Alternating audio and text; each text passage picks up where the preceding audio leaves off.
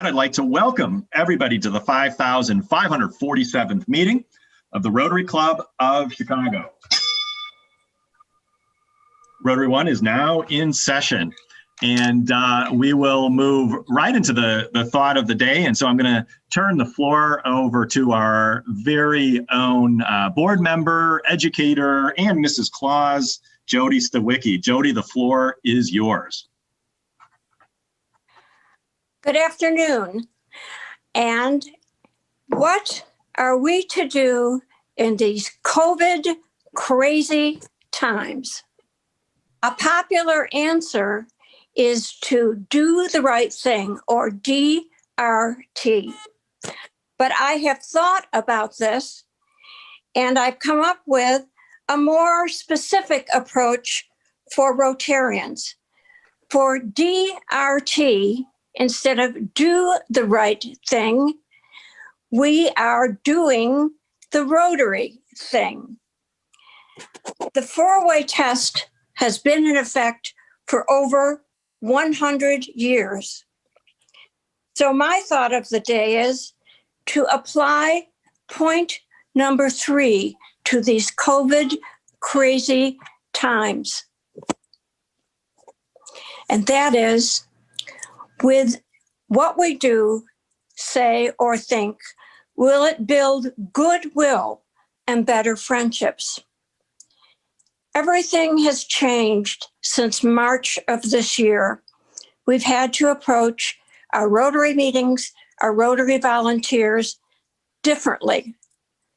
And I think if we can apply with extra effort to build goodwill and better friendships, using technology, even Santa Claus this year is going to have to do the Easter Seals volunteer party with the children remotely.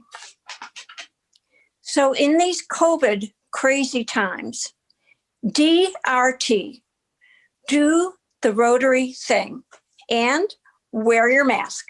Thank you. Thank you very much, Jody. I got my mask here as well. No, that's great, and absolutely, we keep trying to do the Rotary thing and do the right thing and follow the four-way test, and we'll definitely be doubling down on that within this virtual world, as you mentioned with the Easter Seals party, which I will talk about a little bit later in the program. And also, speaking of the virtual world, as Tamara has posted in the chat box, do make sure to share with your friends on social media the great time you're having in the meeting today. Talk about listening to Tracy talk about the Chicago Reader, and tag us here in social media, LinkedIn, Facebook, Instagram, and Twitter. It's free advertisement. It's a good way to let the world know about the Rotary Club of Chicago. And let's move right into our program then, shall we?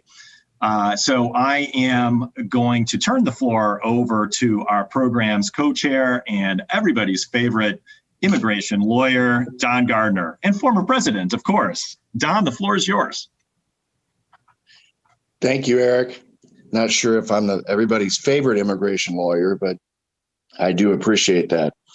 I'd like to take a moment just to thank our speaker today, Tracy, for agreeing to talk to the Rotary Club of Chicago. I think she's going to have some important information, a nice education on journalism. She is also very active in the gay community. She's currently the publisher of the Chicago Reader newspaper, and she is the co-founder and publisher of the Windy City Times. She is now, I believe, in her 37th year of journalism, and had received a Lifetime Achievement Award back in 2013 for her 30 years of journalism. She's been inducted into the National Lesbian and Gay Journalists Association Hall of Fame. And she has been very active, not only in the journalism field, but also writing. She has written, I believe, and or edited 12 books, could be more now since her bio came out. She has been very active with the March for Equality, Marriage Equality on Springfield. She even has, and she was the co-vice chair of the Gay Game 7 in Chicago, but she even has an LGBT trivia game, That's So Gay. So understand that Tracy has been named one of the 50 top most powerful women in Chicago. And so with that, I'd like to have you all welcome Tracy with a warm Rotary welcome. Thank you, Tracy. Thank you. Thanks so much for having me. And please feel free to interrupt me at any point or cut me off, whatever it might be. I think I'm going to be talking for about 15, 20 minutes. And then I'm really happy to answer any kinds of questions related to the topics that interest you. As was mentioned, I started my work in community journalism in Chicago in 1984. I grew up in Chicago. I'm born and raised in the city proper, right near downtown on the near north side. And I've lived for 42 years on the near south side, about a mile from where my office at the Chicago Reader is, right here in Bronzeville. And my parents were both in journalism. My stepfather was at the Chicago Tribune for 29 years. My mother was at the Chicago Tribune in the 1960s when they didn't really want women covering hard news. So she was kind of forced out and was a little bit of an itinerant journalist for a while, and ended up being managing editor at the Chicago Defender for about 10 years, about a half mile north of where I am right now. And so I had a couple different paths in journalism to look at. But when I was in journalism school at Drake University from 80 to 84, there were about 5, maybe, openly gay journalists working in mainstream media in the United States. And I didn't know there was even such a thing as a gay press when I was in Des Moines, Iowa. There wasn't one in Des Moines. But when I came back to Chicago, my mother heard about a job opening at Gay Life newspaper. When I went to interview there, I realized that really was the much better career path for me. My stepfather said there were gay journalists at the Chicago Tribune at the time, but none of them were open. And all of them would have lost their jobs had they come out. He was being supportive of me. If that doesn't sound supportive, that was actually very supportive of me because he knew I wouldn't last in that environment. I wasn't going to go back in the closet. So I started a Gay Life newspaper, and a year later, co-founded Windy City Times newspaper. That's when you do things. When you're 22 years old, you co-found newspapers. I've never looked back. Like, my career has been really weird and awkward and off the rails at times in terms of what the mainstream would consider a journalism career. But I've been able to do it, very authentically, as a catchphrase. But I really have been able to be myself and also be a journalist. And that includes covering the bad and the good of the community that I'm part of. About a couple years ago, the Chicago Reader was on its literal last days. It's a Chicago institution. It was founded by graduates of Carleton College in 1971 as the first free alternative weekly in the United States. For those unfamiliar, that meant kind of counterculture.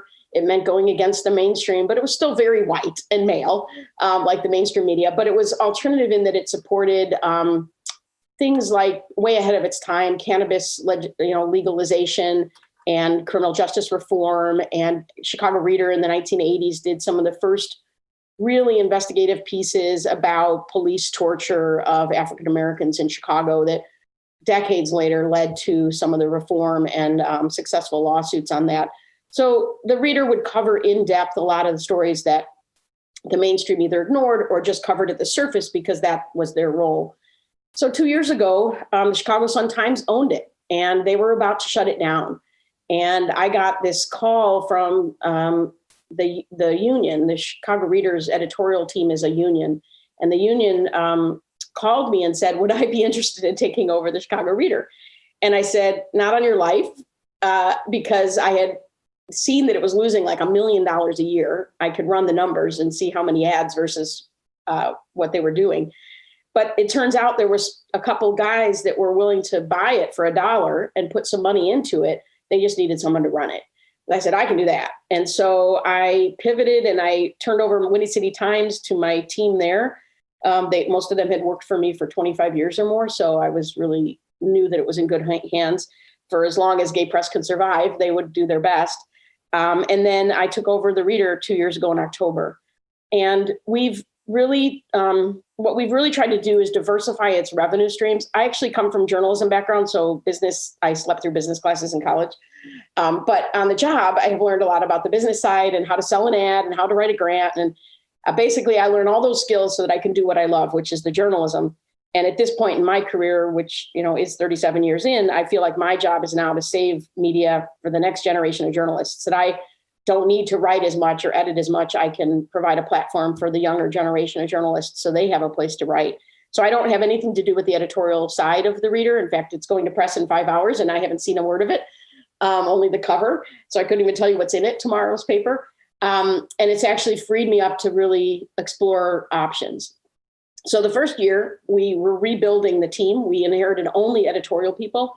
So we hired out on the business side. We bought 200 new circulation boxes because we're slowly changing over the old Reader yellow boxes out there that are disintegrating as we speak. We're replacing them with the metal with plastic and doing our best to shore up a more diverse distribution, a more diverse staff.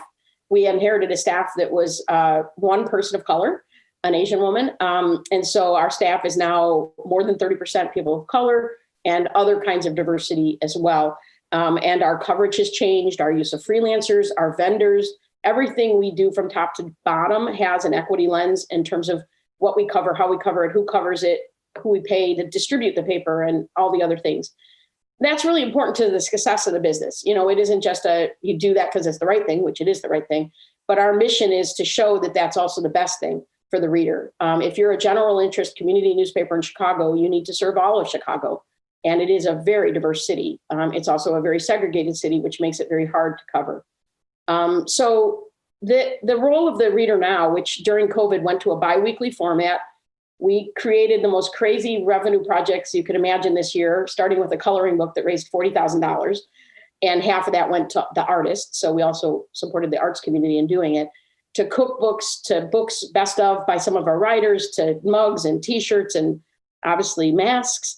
All sorts of things have let us survive this year when a lot of other media are either closing or going online only or other kinds of things. So we've been lucky to make it this far, but really fortunate to the timing of what we do is before COVID hit, we put in our application to turn the Reader into a nonprofit, a 501c3 nonprofit with the IRS on February 1st. It could not have been better timed. And we were really, really fortunate to get the 501c3 status designation within 6 months, which it is for anybody who's done that for an organization, that's pretty good time. It can take up to a couple years. So we got our nonprofit status a few weeks ago, and we are pivoting slowly to it because the Reader also got a PPP loan to survive this year. So we can't transition fully to the nonprofit until that loan is forgiven. But we are parallel operating both the nonprofit and for-profit at this point in time. I might be getting in the weeds a little too much, but I know Rotary tends to have a lot of business people. So I'm talking a lot more about the business stuff. I'm happy to answer editorial stuff as well. So we've done, as they say, a lot of pivots this year, and we've made it to this point in time through a lot of creative revenue tracks. Also on February 1st, the best time hire of my entire life was that we had hired our very first development director for the Chicago Reader. So we had someone in place that got to know people in person for 6 weeks before everybody went to work from home. So she had at least a little bit of time to get to know people and get her bearings before she had to just move into emergency cycle. The other thing that we did at the Reader, for years and years, I've wanted to advocate for the philanthropic world, especially the foundation world of Chicago, to do more funding of community-based media journalism. So not just Windy City Times or the Reader, but the 100+ community media outlets out there that need support.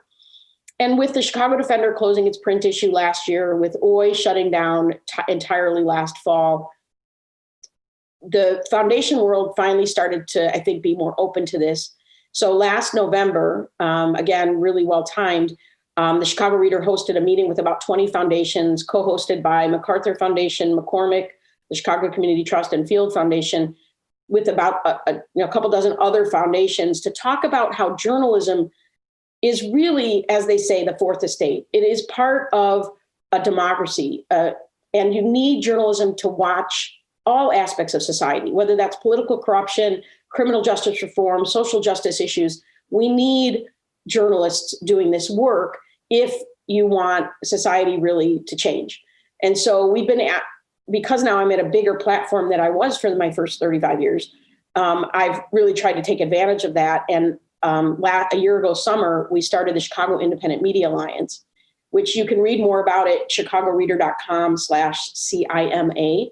It's an alliance right now of over 60 media companies in Chicago that are small, community-based. So anything from the Chicago Crusader to La Raza to Southside Weekly, and obviously the Reader and Windy City Times are part of it. And our goal is to, again, continue to push for philanthropic support, whether it's a nonprofit or for-profit, as well as foundation, as well as corporate support, and even in the realm of government to have more equitable spending of money in community and ethnic media.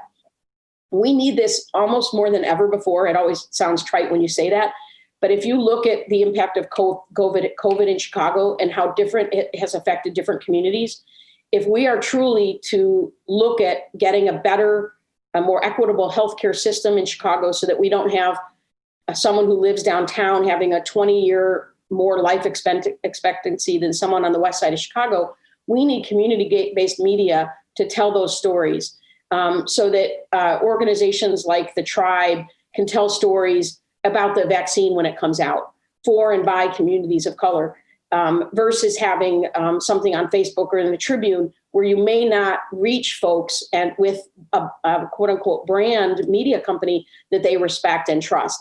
So we've been really trying to push hard for people to understand that community-based media, for whatever community that might be, is really vital to getting messages out and also just amplifying the culture of those communities in a way that isn't a media outlet coming in and parachuting in and saying, oh, isn't this a great token effort by this community? No, we need media that are by those communities to do that. And so the Reader's been really, really honored that this CIMA organization is based at the Reader. We received a grant to staff it. A young woman named Yasmin Domingos has been working on it for a year and a half and building that network out. And it's kind of weird that one media outlet would spend a lot of resources on helping other media outlets. But I do that both for altruistic reasons, but also for selfish reasons. If there's only one media outlet left standing in Chicago, it's going to die too. You need a vibrant media ecosystem, just like you do a vibrant restaurant system or art gallery system. You cannot survive when you're the lone wolf I feel, in most industries. So you also become training grounds with great new journalists and freelancers, et cetera. So right now we're at a really interesting point in the Reader's history. Next year is the 50th anniversary of the Chicago Reader. And it is my mission and my passion and my absolute every waking minute goal to make sure that the Reader not just survives till its 50th anniversary next October 1st, that it makes a smooth transition to nonprofit status, but that it really survives and thrives for many years to come. We're not publicly announcing it yet, but first quarter we'll be announcing the Chicago Reader Century Fund, which will be a very aspirational fund, almost like a capital campaign to support it.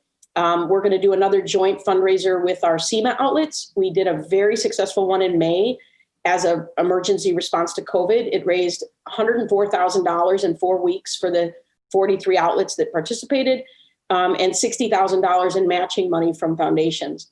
So we definitely feel like that alliance has a lot of potential to uplift the whole ecosystem. And just a couple of weeks ago, MacArthur Foundation had us on to talk about that project with another group of foundations. It was a follow-up to last year's meeting.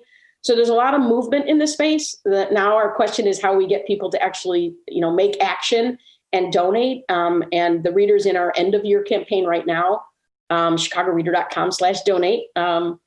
And we also have a lot of items, chicagoreader.com/store. All of that donate money gets matched by a national journalism funding group called Newsmatch. And we're well on our way. We had a telethon last week that raised 200. So far in the last 8 days, we've gotten plus new donors and raised over $10,000 we did a live Facebook telethon every day last week. So we're working really hard on the business side. The final thing I'll mention as we go to questions is about the editorial side and how the reader's approach to journalism often is at odds with other kinds of journalism. When I was in journalism school, the word objective was still very much thrown around of what a journalist should strive for objectivity. And even in college, I was very much the way that I operated was to say we are all subjective. We are subjective based on our race, our gender, even my height, which you don't see me, but I'm 4'10". All those things. The fact that I'm a Chicagoan, so I'm a booster of this city because I grew up and was raised here. All those things contribute to your biases. And if you think you can be objective, you're on the wrong track. What you have to understand is we're all subjective. Every journalist I know has biases. And if you don't think you have those biases, you're actually going to do a worse job. Who you select to quote, how you quote them. I'll give you an example. When Mayor Harold Washington was mayor in Chicago, the city's first African-American mayor, the Chicago Tribune would very selectively edit him in conversation. The way they edited him had a huge bias. They didn't do that often for Mayor Daley Sr. or Jr., who also had very interesting conversational styles in talking, but they wanted him to look stupid. And editors can do that. Reporters can do that. They can make those choices in who to quote and how to quote them, how often to quote them. And you have to be aware of those biases if you're going to hope to be a better journalist. And the reader absolutely has a lens most of our writers look through. Many of them are very progressive, but they also have deep, deep knowledge of the cultural areas they might cover. Our person that does music coverage, for example, has deep, deep knowledge of the areas that he covers. And he knows a lot of these musicians. And you just have to be aware of those conflicts as you write and you do the work. And so we often get tagged as, some hippie progressive publication. But I'm really proud of the work of the journalists. And I think that they work very hard to try to do the stories and dig for the stories and have a point of view that is at least backed up by the research and the facts. They're not just, mouthing off on things they don't know about. And so that would be my take on it. And I'm happy to talk about that issue of objectivity in journalism because it's come up a lot lately this year. In my day, the reason I couldn't be an openly gay journalist is because they thought I couldn't be fair and cover issues. And there was really weird cases, like the National Catholic Reporter would basically fired somebody for being openly gay because they didn't think that they could be a journalist anymore when they came out. And even as far as a photographer in a San Francisco publication, believe it or not, was not allowed to cover a marriage protest because she was gay. And I'm like, well, so a straight photographer can do a better job? I mean, they have a bias too. It could be anti-gay, it could be pro-gay, but everybody has something. And they didn't even used to want journalists to vote, as if that meant they didn't have an opinion. So this whole issue is going through a renaissance, a new way of thinking, and lots of dialogue's been happening about it. And I know it feels like something, a lot of insider baseball, but it really does affect the news. It really, if you look at people who don't acknowledge their bias, you can tell it in their stories on an ongoing basis that they think they're above something that is in reality we're all a part of, which is that bias. Somebody's asking if the Chicago Reader's online. It is at chicagoreader.com. There's a button called Issues. You can download the full PDF of any issue there. It's all free. Our website's all free. You can pay to subscribe to it as well. And it's in almost 1,200 distribution locations in the city and suburbs, all free. We intend to remain free because we know there's a segment of our population that is not online, or if they are online, that they aren't going to pay for the news, but it's news that's of value to them. We will figure out another way to monetize and raise the money. I am committed to keeping the Reader a free paper since it was the first free weekly paper in the country. And I hear from readers all the time, even ones in nursing homes or in colleges, that really appreciate getting it in the environment they're in for free because so much isn't available to them anymore. A lot of the free media has gone away. I can't keep up the questions. I don't know if someone wants to ask me them out loud, and I'm happy to answer them. Yeah, I can moderate that, Tracy. Well, first of all, thank you very much. That was very interesting. I've been seeing a lot of the comments come in, and everybody is just praising the heck out of the reader. And I will do the same, and just add that I always remember when I was a student and I'd come into the city and I didn't know what to do, or where to go to see something. I'd always find that yellow box and grab a copy of the reader and look for what was going on in the city, because it was always the greatest source of that information. And then on the train ride home, I always had some nice articles to read as well. So, and that's kind of the similar sentiment that everybody's posting, how they just have fond memories of the reader coming out every week. I am going to start with my own question before I move on to some of the other questions. We read a lot about, and you were touching on this, the death of local journalism and the pitfalls of that death for democracy. And I hear a lot that, the big guys, the Wall Street journals and the New York Timeses and so forth will be fine. But, when you get down to that local level neighborhoods or small towns, with the death of journalism there, you're not exposing or putting a light on what's going on with local politics and so forth. And people seem to not be willing to pay for that kind of journalism. And so they get pushed to sort of the free sources, which is basically whatever anybody wants to post on Facebook. Right. And so you described today sort of this model that is converting to a nonprofit and kind of a collaborative model, working with different outlets. Do you see that as sort of the future of local journalism, not just here, but everywhere? I think that there's no one solution, right? But there are some really good examples of successful experiments. In Chicago, Block Club is a great example of a member-supported community-based journalism, neighborhood by neighborhood. They get funding to then hire someone to cover Logan Square in depth, or Englewood in depth, or they partner with Austin Weekly News to do Austin in depth. So Block Club Chicago it's all reader supported. They do get some foundation money as well, but they grew out of DNA Info when it closed. So there are some successful models, and we're hoping obviously that this model will be successful for the reader. But one thing I'll say about local journalism is this: just as all politics are local, all journalism and media is local. If you look at a story like the Flint, Michigan water crisis, that story happened first at the local journalism level, and then it percolated up to the national. And Rachel Maddow, when she was doing her book tour here last year, she said that. She said, I can't do my job without the work of local journalists.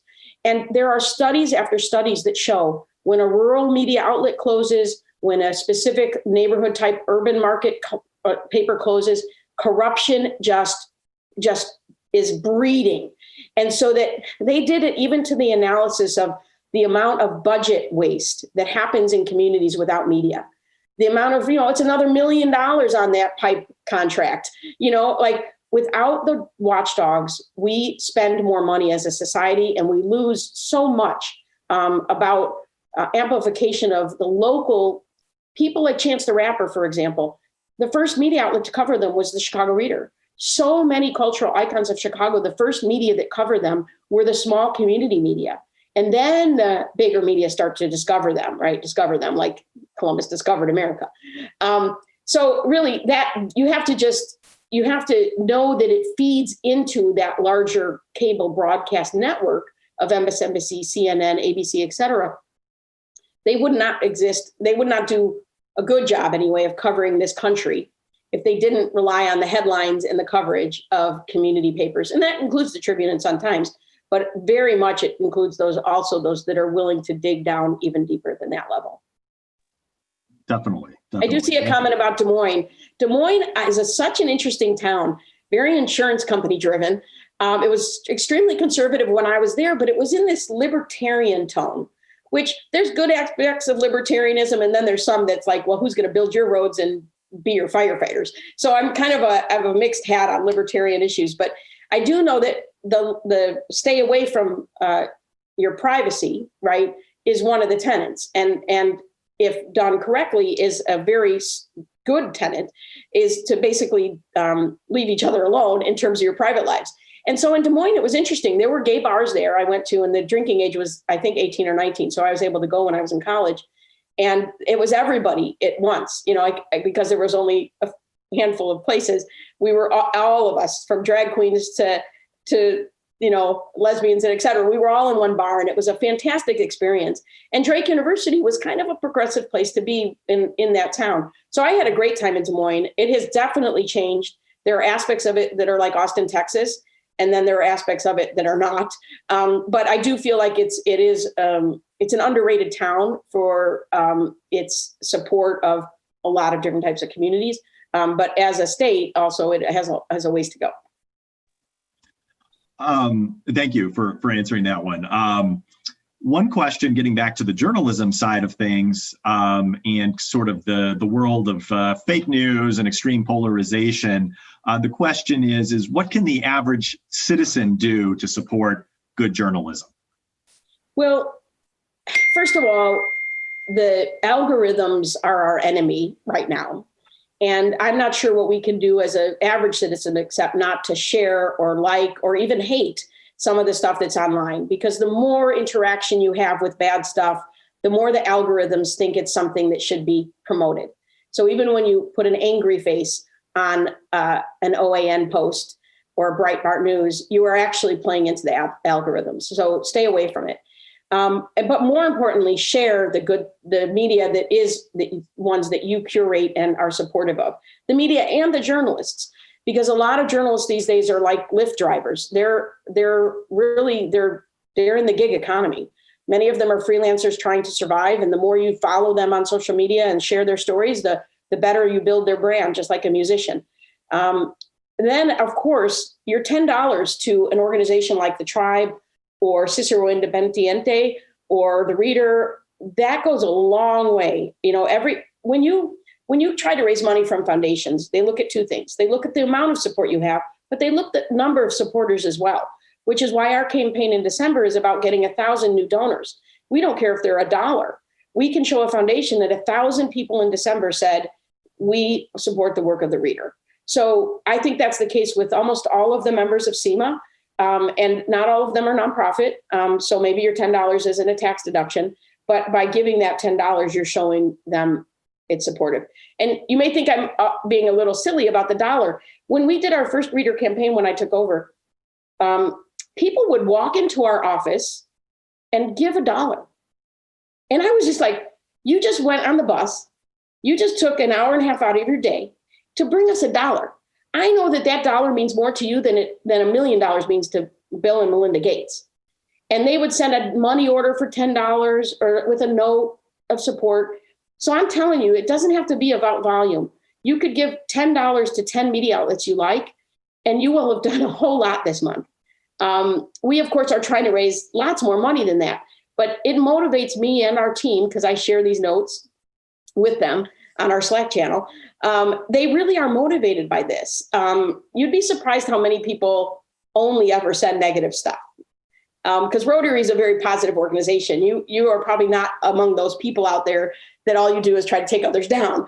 But there are a myriad people that all they do is attack media all day long on social media, through letters. I've received death threats in the mail.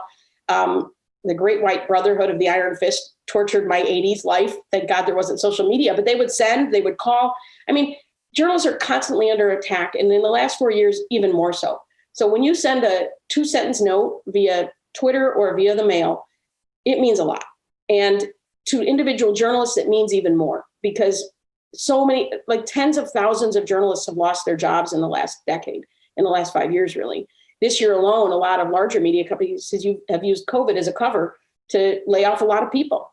At the Reader, we haven't had to lay anybody off. We're 32 people. We have recently done 1-week furloughs each month so that people can stay on the health insurance, but they can collect unemployment for 1 week a month.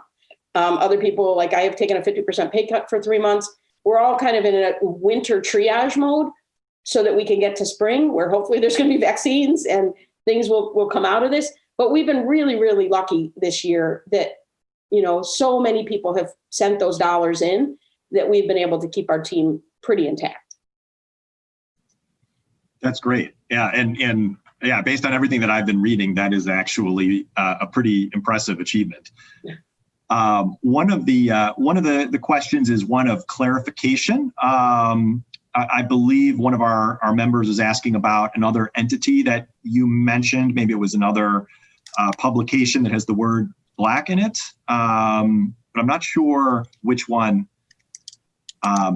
Delia, if you want to take yourself off mute and just ask the question directly. Yeah, you mentioned I thought it was a publication similar to the Chicago Reader, and the first word was Black, and I didn't catch the other one. I was doing some research online. If you could remind us what that was, if I heard correctly. There's about a dozen media companies in Chicago that primarily target the African-American community. I actually don't know if I said that one, but Black Youth Project does have some media coverage they do. Another one is the Chicago Crusader, which also comes out in print. Current publications, they have 3 different parts of the city they have publications in. Indigo, which is online only now. The Tribe, with 2 I's in The Tribe, is an excellent younger generation African-American publication, mainly online. I did mention the Block Club. So maybe that was the one, which it's not specifically African-American, although it does have bureaus in different parts of the city, and it's a nonprofit newsroom. Another great one is City Bureau. They're just south of Hyde Park, and they're a really terrific nonprofit experiment in community journalism. They have what they call a documenters group, and we've partnered with them on some projects. They send paid journalists into things like city council meetings and thankless meetings like school board meetings and such, to just take notes so that other journalists can just benefit from that, because with low resources, not everybody can send everybody to every meeting anymore. So City Bureau is the other one I would mention. Thank you, Tracy. And I see another one of our questions is one of our members is currently on your site looking to donate. And I guess the option is for lump sum or monthly. Do you have a preference? Actually, monthly donors are actually better because, again, it shows this kind of ongoing commitment. So giving that same amount over a year, it's actually helpful either way. But it's kind of cool to say we have 800 members that give $10 a month. Again, to a foundation that shows this kind of almost subscription model support. Block Club very much relies on that model as well. Got it. Very good. See, ask and ye shall receive. Well, I don't see any other questions here. So everybody, please give a virtual round of applause for Tracy. Tracy, it's been an absolute pleasure having you on today, and thank you so much for sharing with us. And though we can't be together in person, we are going to send you a little gift, a little token of our thanks today. And it's a candle with the Rotary logo on it. And we offer one of these to each one of our speakers. And we always try to support community organizations and impact lasting change here in Chicago with everything that we do. So the proceeds from these candles go to an organization called Bright Endeavors. And their mission is to support young moms by providing them transitional jobs and professional skills training. So this not only helps those moms, it helps their kids, their families, and then ultimately their communities, our communities. So thank you again. You'll get one of these in the mail from us, and you are welcome to hang out in our meeting here until 1:20, as long as you like. Okay, excellent. Thanks, everybody. And thank you, Tracy. Okay, very good. Well, we have more good stuff coming up here. We have 5 new members being inducted today, despite the state of affairs of the economy and the pandemic, and I am very excited about that. So I am going to hand the floor over to our membership chair and esteemed secretary, Laura Inns. Laura, the floor is yours. Good afternoon, everybody. Yes, we have 5 new members to induct today. Also, the board did approve of 4 new members last week. And so these are very exciting times. So the members that we'll be introducing today or inducting, and then they will be introducing themselves, are Bruno, Mark Gratch, she just told me how to pronounce it, Delia, Philip, and Beth. So what's going to happen is I will read the induction speech, and then we will give each new member a chance to introduce themselves to the club, tell us a little bit about why they joined Rotary One, and we can look forward to working with them. So it is my great pleasure on behalf of the Board of Directors and members of the Rotary Club of Chicago to welcome each of you as a member of Rotary One. We welcome you not only for the fine fellowship that we shall share, but also for your talents, abilities, and enthusiasm that will help us carry out our many projects to make our community, our country, and world a better place in which to live. Rotary is not a political organization, but all Rotarians are vitally concerned with everything pertaining to good citizenship and the election of good men and women to office. Rotary is not a charitable organization, yet its activities exemplify the charity and the sacrifices that one should expect from people who believe that they have a responsibility to help others. Rotary is not a religious organization, but it is built upon those eternal principles that have served as the moral compass for people throughout the ages. So what is Rotary? It's an organization of business and professional people pledged to uphold the highest professional standards. Rotarians believe that worldwide fellowship and international peace can be achieved when business people unite under the banner of service. So, Bruno, Mark, Delilah, Philip, and Beth, each of you have been chosen for membership in the Rotary Club of Chicago because your fellow Rotarians believe you to be a leader in your profession, and because you manifest the intelligence and commitment of heart that fit you to interpret and impart the message of Rotary. You are a representative of your profession in this club, and any information of an educational value pertaining to your profession must naturally come to us through you.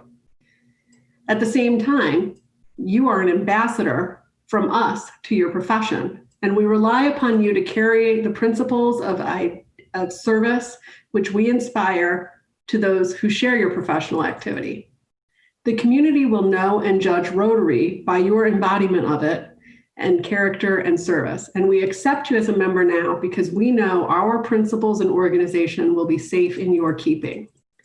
We also expect you to give us the inspiration that will become all of us better Rotarians. And it is with this hope that we welcome you to the Rotary Club of Chicago.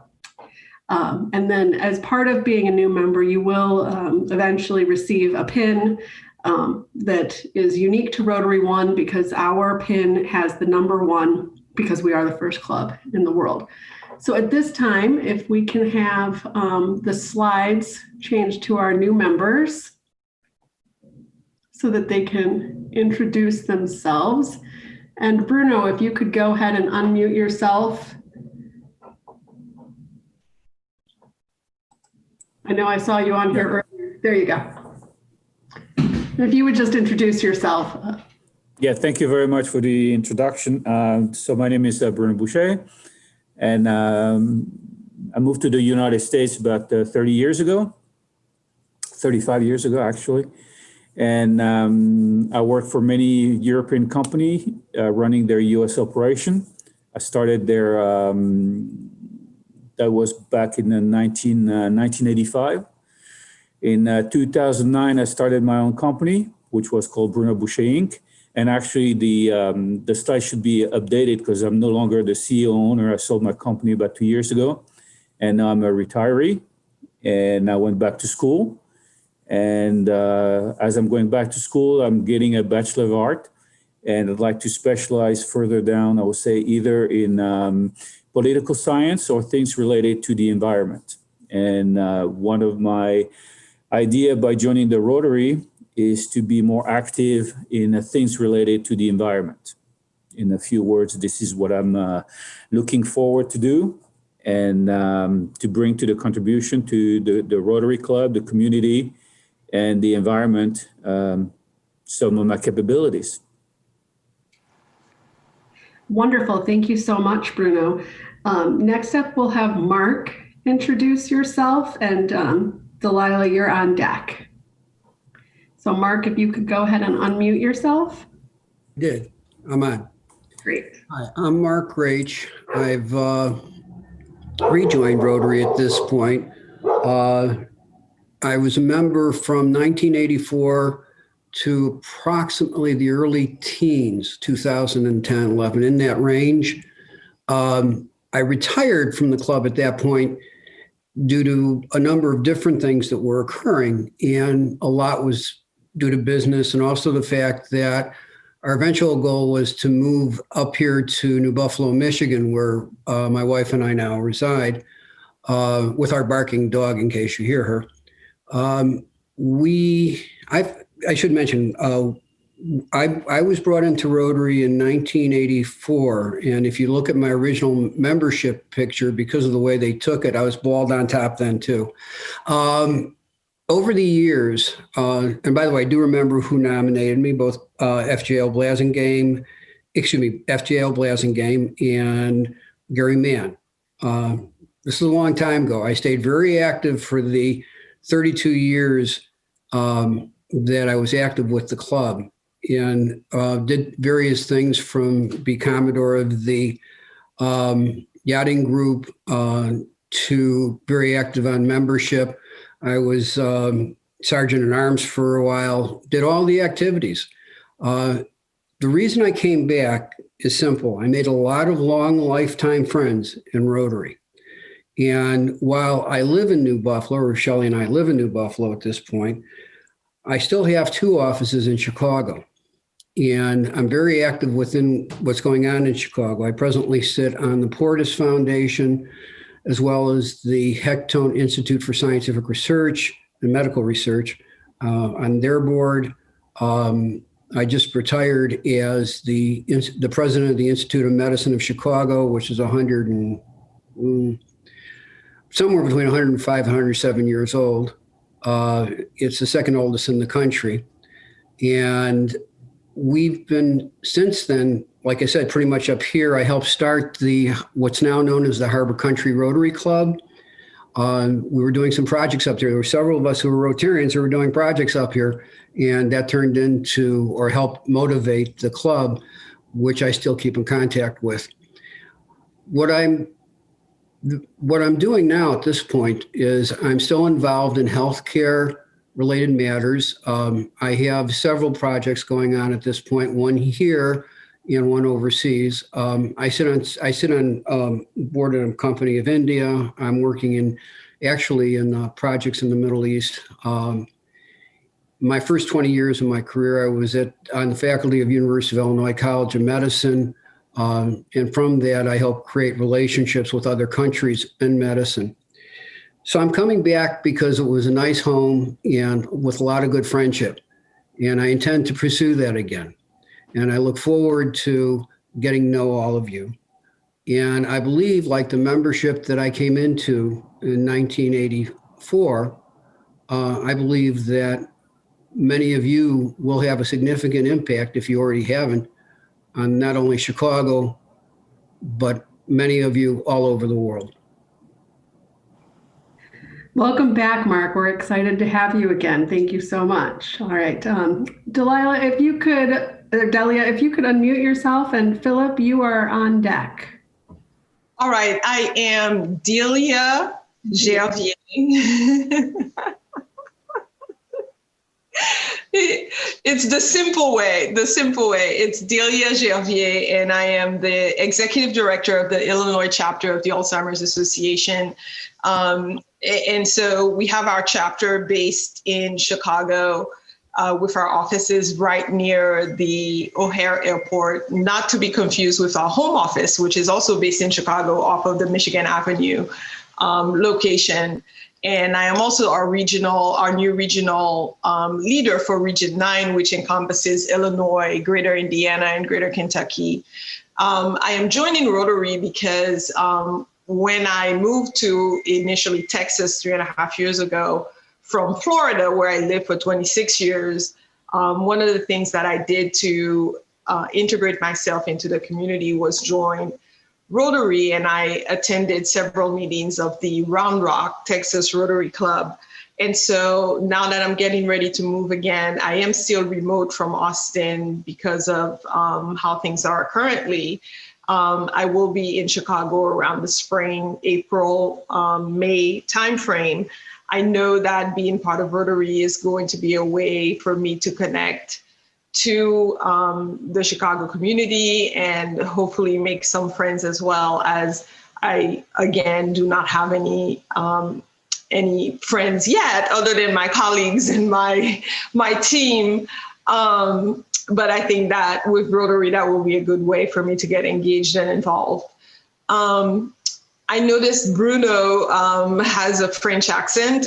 That's where mine is as well. I am originally from Martinique, French West Indies, which is a French department. And so I detected that accent there, and hopefully you could be one of my first friends in Chicago when I move. What else do you want to hear about me? That's wonderful. It's just anything people want to share, because we'll help make connections within the club. So thank you so much, Delia. And I apologize for my butchering. That's okay. That's okay. And I do have to jump off as I have to get on a call at 1. I'm already late for. I really apologize, but I'm really looking forward to come to participate in your meetings. I'm excited. I looked up some of the things I did my, LinkedIn post, because my Facebook is more Florida centric. So LinkedIn is a little bit more localized. So I'm excited, looking forward to it. Thank you. Right. Welcome. And then Philip or Philippe, I'm not sure. Philip, yeah. Oh, there you are. Hello, thank you, Eric, and thank you, Laura. Hi, everyone. First of all, let me say it is my great pleasure to have an opportunity to be a member of this organization. My name is Filip Milivojevic. I graduated on University of the Cumberland in Kentucky as a magna cum laude student. My major was business administration. Currently, I am an owner of 3 companies in trucking business. For a few years, and we have office both in Europe, USA, and Mexico. Definitely, I came here because of my brother. He's longtime member of Rotary Club of Belgrade, Skladaria, where he's also a president. Then I met Eric and the other guys for my first voluntary service when we packed the food for homeless people. And it was instantly positive things for me.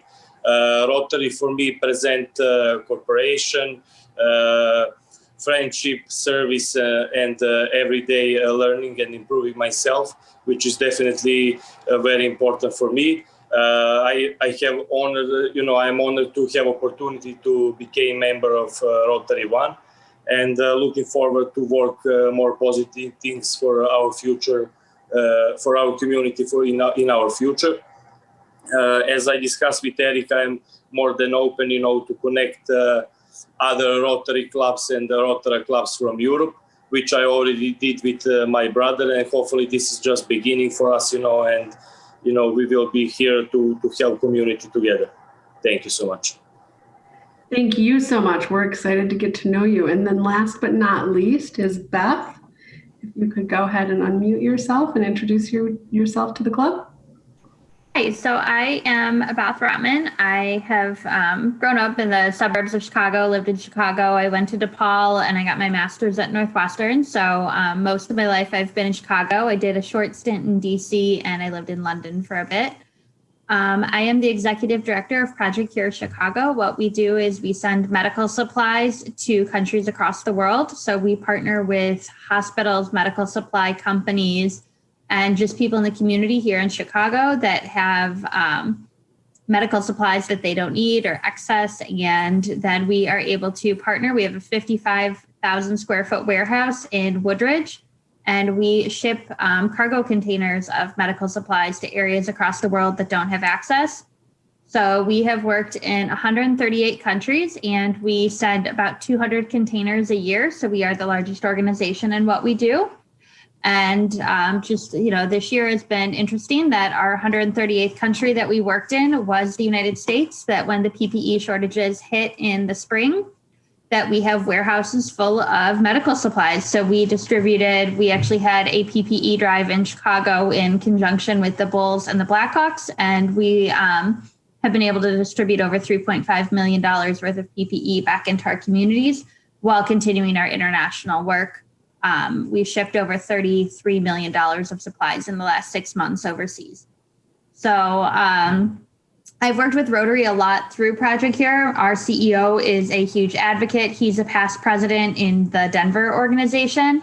And I've worked a lot with Rotary International. We do a lot of Rotary grants. I've presented at a lot of the Rotary clubs that a lot of Rotary clubs support our containers. And we also work with a lot of Rotary clubs in the countries that we work in. So we work in Africa and places like that. So, I was just kind of really encouraged by my CEO to get involved, and he was really proud. He's like, you could go anywhere in the world and tell people that you're from Rotary One, that's such an honor and such a great distinction. So, really excited to be part of this group and looking forward to getting more involved. Thank you. We're excited to have you.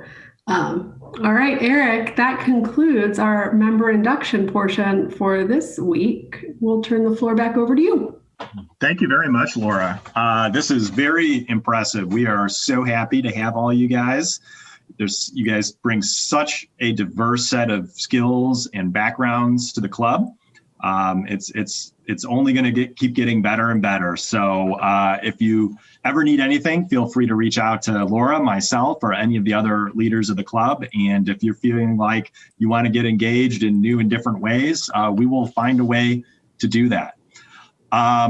So as always, we like to introduce our guests here today.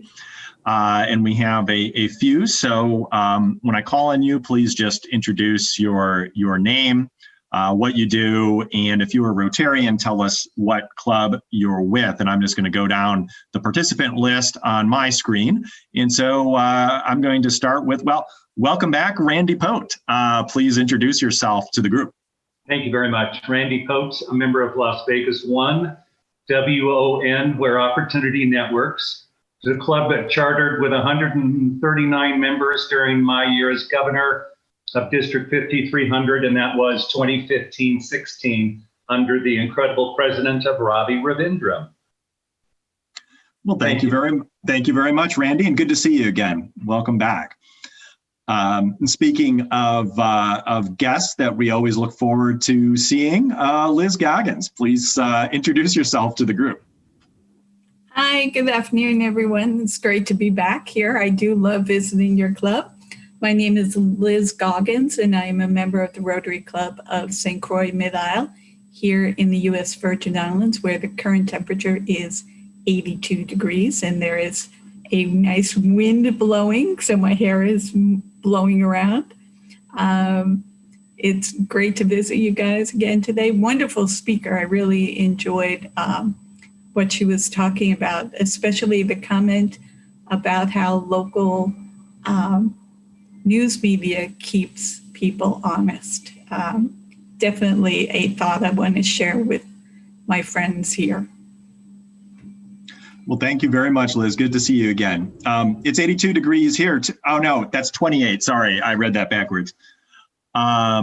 Let's see. Who else do we have on the list? Actually, I don't know if I see any other guests here today. Did I miss any guests?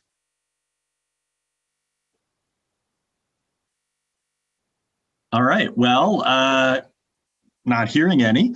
I think we will move right into our announcements, and we have a lot of good things to talk about here today.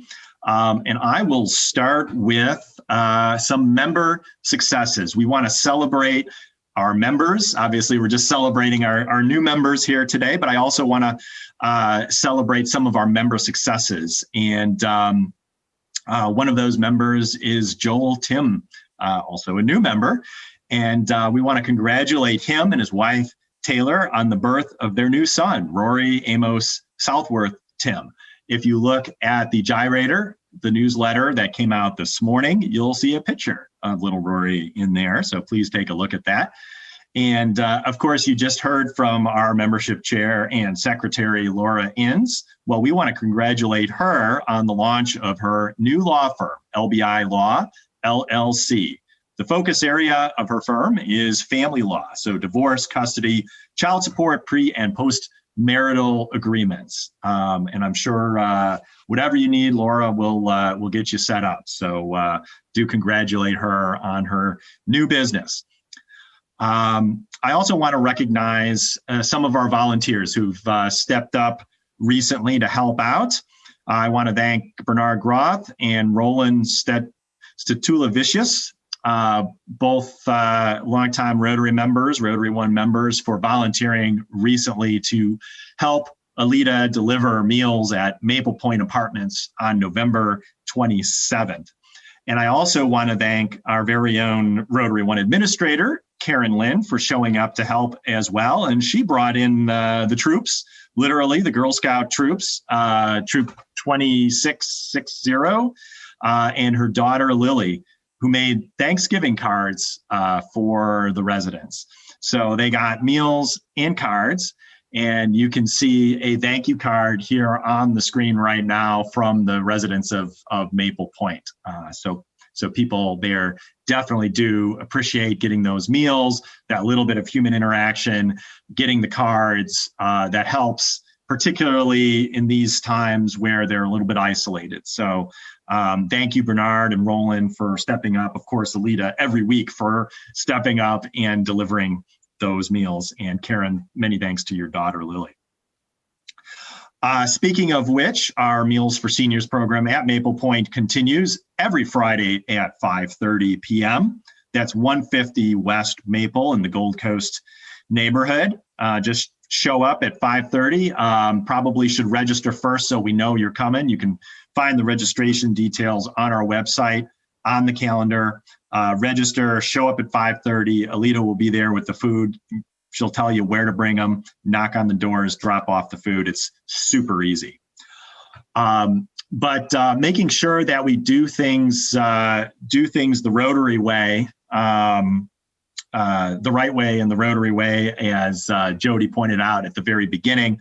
On December 17th, we have our holiday party. We know it can't be the same holiday party as usual. It's going to be virtual, but we want to make sure that there's some meaningful impact associated with our holiday event. And so there's a two-pronged service project that'll be part of this holiday party on the 17th. Earlier in the day, during the afternoon, we will have both a hands-on service project for those who are comfortable doing that and who are here in Chicago right now. And we will have a virtual service project for those who would be more comfortable doing a service project from home. And then later during the holiday party, we'll be able to talk about the service that we just implemented. The hands-on service project will be after lunch. We'll share information about this in the week ahead, but it'll be essentially in the afternoon after lunch at 1111 North Wells at the LaSalle Street Church, and we will be packing more hygiene kits. Why are we packing more hygiene kits, you may ask? Well, after the last hygiene kit project was such a success, and it was a success, we ended up with some leftover materials, and we had enough leftover materials that we can make a few more hygiene kits by supplementing it. For just a couple $100, we can supplement what we've got, and we can pack some more hygiene kits and easily get them to people who need them. It was a fun project last time. It'll be a fun project this time. Just show up and you get to pack some stuff into some Ziploc bags, and we'll get them to people who need them. The virtual project will be associated with the Easter seals. That'll be Walt and Jody as Santa and Mrs. Claus, as always, entertaining the kids at Easter seals, this time virtually, but there'll also be an opportunity to read stories to the kids. And that's where we'll need your help, and that's where you'll be able to do that from the comfort of your own home. So stay tuned for more details on both of those, but do block off your afternoon and your evening on December 17th. Speaking of supporting great projects like this that we do at Rotary One. I want to hand the floor over for just a moment, if she's still on, to Marga Hugo, who can tell you a little bit about the annual campaign.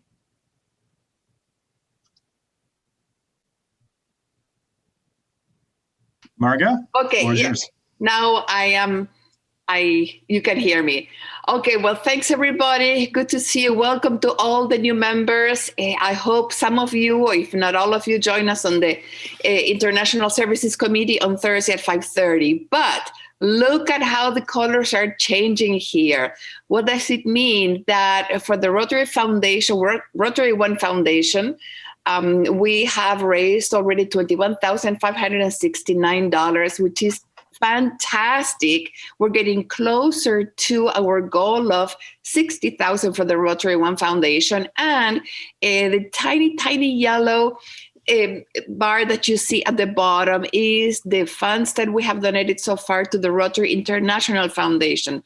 Both foundations are very, very important. And I invite you to go to the gyrator, scroll down, and you will see two videos that will show you. They're really good visuals about what the foundations do for all of us and for those that we help with our grants. So remember, you can pledge today. You have until the June 30th when we close our fiscal year. And it would be great to have a little tiny bit of a contribution from every member of the club. So keep making those colors change, and feel free to contact me if you have any questions. Thank you so much, everybody. Thank you very much, Marga, and good job. I am seeing those numbers and those colors change. That's fantastic. And thank you very much to all of our members who are obviously contributing or making those pledges. So that's really great. Any of the information that you need in order to donate to the campaign is in the chat box right now.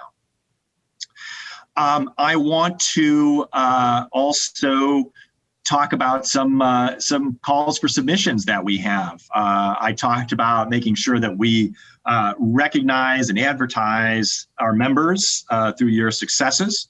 I also want to hear about your stories and experiences about work that you're doing with Rotary or other organizations that may be of interest to Rotary. We want some content to put into the gyrator or to put into social media. So if you have anything that you want to tell us about, please do send an email to myself or to office@rotary1.club, and we'll make sure to feature you in the newsletter. So as always, we have plenty of interesting meetings coming up. Of course, there's always the committee and board meetings. Those are on the website. Those are on the calendar. All are welcome to any committee meeting and any board meeting. We'd love to see you participate, particularly our new members. Feel free to sit in and see where the magic happens within the Rotary Club of Chicago. In terms of upcoming meetings of the membership variety, we have a couple of interesting things here. We have Tuesday, December 15th is our Rotary One annual meeting. Of course, there's a lot of business to attend to there. You'll get an update on how we're doing on our strategic plan, the projects we've been up to. But we also have a lot of awards and certificates to give out to people. And so there's going to be a little fun as well. Perhaps a little bit of roasting. So do show up. Maybe have a few laughs. I know it can sometimes be a bit of a dry meeting. We'll make sure it isn't. So I'd love to see you there next Tuesday. Also on the 17th, I already was telling you about the virtual holiday party and the volunteer work before that. If you're looking for something a little bit different, it's not shown here on the slide, but our Rotaract Club has a mixology class this Thursday, December 10th at 7 p.m. That looks like that might be fun. I think you have to get the ingredients yourself, but they have a mixologist on who's going to teach you how to craft a couple of holiday drinks. So I'm sure that'll be a ton of fun. And with that, we're going to move into the four-way test, and I want to see if we still have some of our, we still do have some of our guests on. Randy, I see you're still on there. Would you do us the honor of reading the four-way test? It's up on the screen right now. Yes. The four-way test of the things we think, say, or do. First, is it the truth? Second, is it fair to all concerned? Third, will it build goodwill and better friendship? And fourth, will it be beneficial to all concerned? Thank you very much, Randy. Thank you very much to all of our members, guests, and new members. And I look forward to seeing all of you next week. Meeting adjourned.